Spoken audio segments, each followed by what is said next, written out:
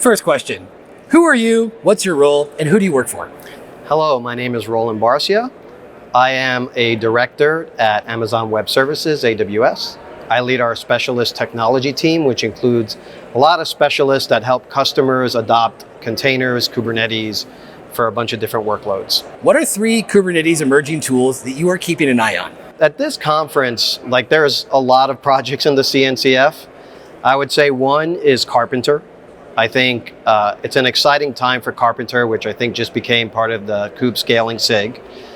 And with a lot of diverse workloads like agents, LLM agents, data processing, stateful workloads, having a dynamic scaler that can pick different types of instances, GPUs, transactional instances is really an opportune time. So that's one. Say a bunch of the ones, Argo CD has been around for a while, but I think the expansion of that platform like Argo Workflows, Argo Events, and just how it's grown into a platform to do orchestration beyond just DevOps and GitOps and things like that. I'd say those are the 2 things I'm looking at. I'm also looking to see what emerges around MLOps tools. I think that's very early days for MLOps, LLMs on Kubernetes. Now we're going to get into some questions based on, podcast episodes we've had.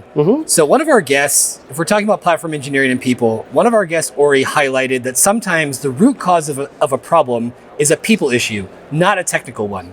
What challenges have you faced when providing Kubernetes tools and platforms to engineers, and how did you address them?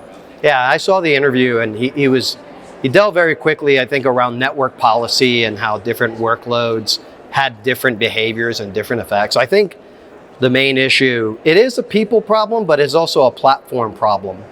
Because when you think about Kubernetes, it's a highly configurable platform, right? It's meant to support a bunch of different workloads, work anywhere, work in the cloud, work on-prem, and there's a cost with that abstraction. It's a highly configurable environment on purpose to support a range of that. And so what you run into, I think, between platform teams building tools and development teams or data science teams is that line of abstraction. And customers struggle with cluster as a service where I give more control, and then maybe the workload teams have to do a little bit more of maintaining their own tools, and you get a lot of autonomy. So a lot of developers and data scientists like autonomy and tools, but then it's hard to monitor. And so then you have the other range, it's like code as a service or something like Backstage that's completely abstracting the platform. That's a huge range. And so it's hard to build a product around that range. And so the more workloads you deploy in the platform, the more range you have. So for example, I have a customer over in Israel that actually has a platform, and they throw a lot of the default microservices onto like a default cluster. But then I have another team that's building a streaming platform with Kafka and data analytics, and they have to give a full cluster to that team. And so my best practice is have some good defaults, but have escape hatches for like autonomy. When it comes to the topic of using boring, simple tech, one of our guests, Martin Clausen, prefers simplicity and fewer abstractions in his Kubernetes setup to reduce cognitive load. What's your approach to maintaining tools in your Kubernetes cluster? Do you prefer a minimalist approach or a more expansive one? Yeah, I would say it really depends on how big your platform team is. So I've seen teams that have a lot of default tools and standards really have large platform engineering teams. But the smaller your platform engineering team, maybe the more difficult it is to provide that. So I lean back to the previous answer, which is you probably want to be as boring as possible for good workloads. However, for new patterns like LLM agents or stateful processing where it's still emerging, you might want to give some autonomy, maybe give a sandbox where some tools can prove themselves. So you still allow experimentation, but then as they graduate onto like the production platform, you get boring in production because you want boring for production because you don't want outages, you want things to work. In terms of learning by doing, one of our guests, Matthias, emphasized that hands-on experience is key to learning Kubernetes. What's your strategy for learning new Kubernetes tools and features?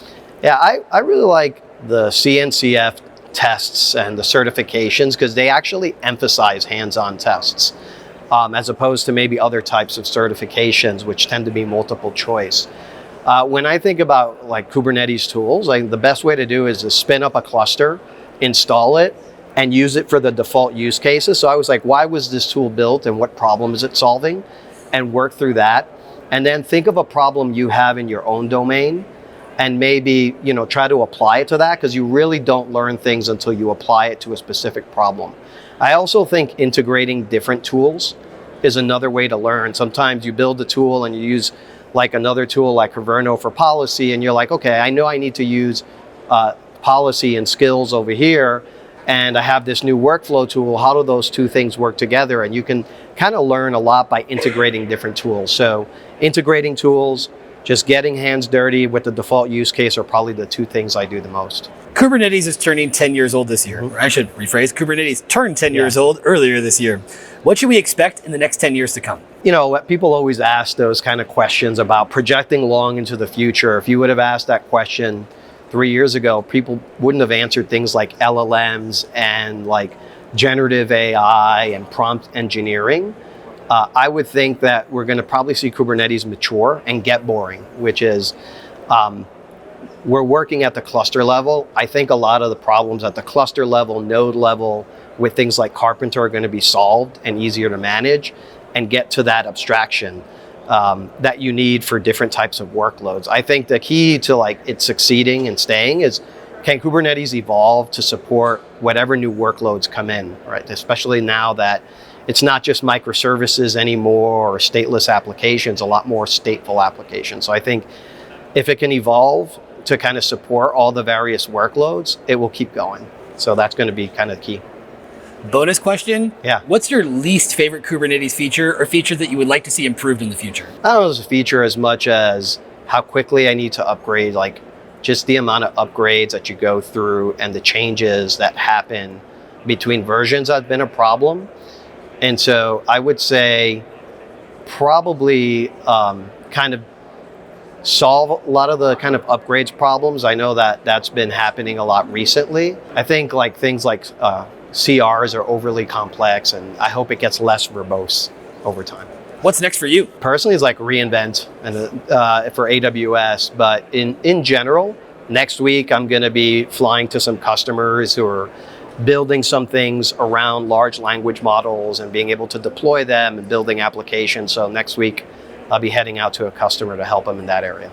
And with reInvent, can we expect a lot of conversations around LLMs, MLOps, these stateful workloads that you were mentioning earlier?